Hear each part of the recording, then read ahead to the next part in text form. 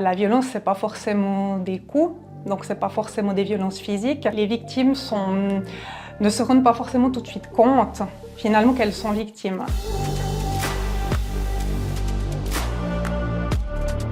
Je suis l'inspectrice principale Alban Bouygues. Je travaille à l'unité spéciale pour la prise en charge des victimes. On traite des domaines des violences domestiques au sein des couples, ex-couples, les situations de litige entre couples, ex-couples et puis également le domaine du stalking.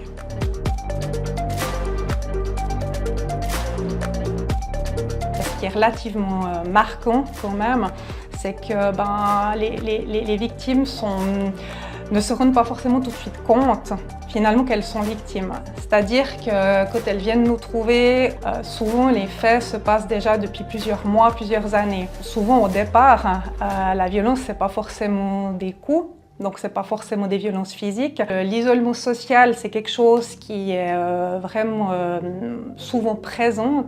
C'est pour ça que notamment quand on a des proches aussi qui nous contactent et qui sont inquiets, de leur dire effectivement de garder quand même le contact avec la victime, même si c'est difficile. Après, il y a des formes de contrôle. On a eu des situations où, par exemple, la personne devait avoir fait à manger tous les jours à telle et telle heure. Donc, il y a une pression. C'est des choses qui peuvent paraître anodines comme ça, mais quand on accumule toutes ces choses, en fait, ça devient clairement invivable. La personne est toujours sur le qui-vive, toujours la peur de ne pas faire juste. Finalement, que le moindre chose puisse finalement débuter sur une dispute, puis peut-être après sur d'autres violences. Puis les violences économiques aussi, beaucoup de personnes n'ont finalement pas accès à un compte bancaire ou alors reçoivent au compte-gouttes de l'argent pour peut-être acheter à manger pour la famille, etc. Il y a également des violences sexuelles qui peuvent se produire. Les femmes ont le droit aussi de dire non, même au sein du couple, marié, pas marié, le consentement est important. Mais c'est vrai que les violences et puis l'impact finalement sur la victime, même si les violences ne sont pas physiques, l'impact est très important.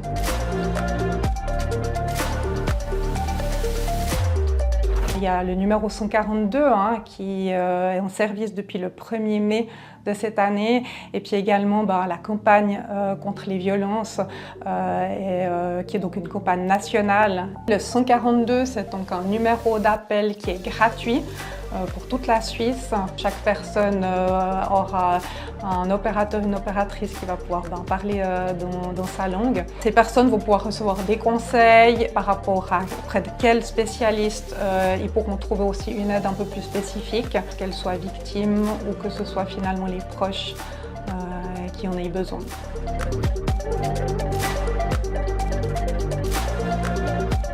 Nous, on va pouvoir travailler directement avec les victimes pour enregistrer, par exemple, des plaintes, mais aussi pour les conseiller. Et puis, ils peuvent garder l'anonymat.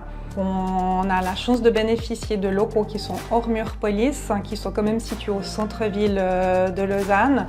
Par contre, les personnes qui viennent nous trouver viennent vraiment sur rendez-vous. Ça permet de garantir aussi une confidentialité, un anonymat pour les personnes qui viennent nous trouver.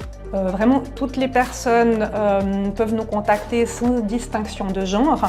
Nous recevons aussi des hommes qui sont victimes de violences domestiques, mais on peut aussi renseigner des proches, des parents, des frères, des sœurs.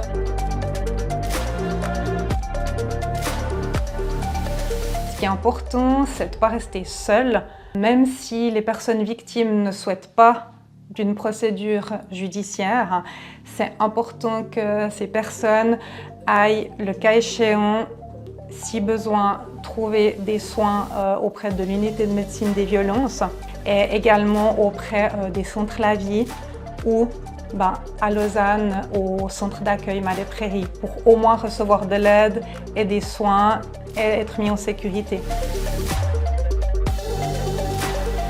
On peut nous contacter directement par téléphone. On a une adresse mail qui permet aux victimes ou aux proches de nous contacter sur aide.violence@lausanne.ch.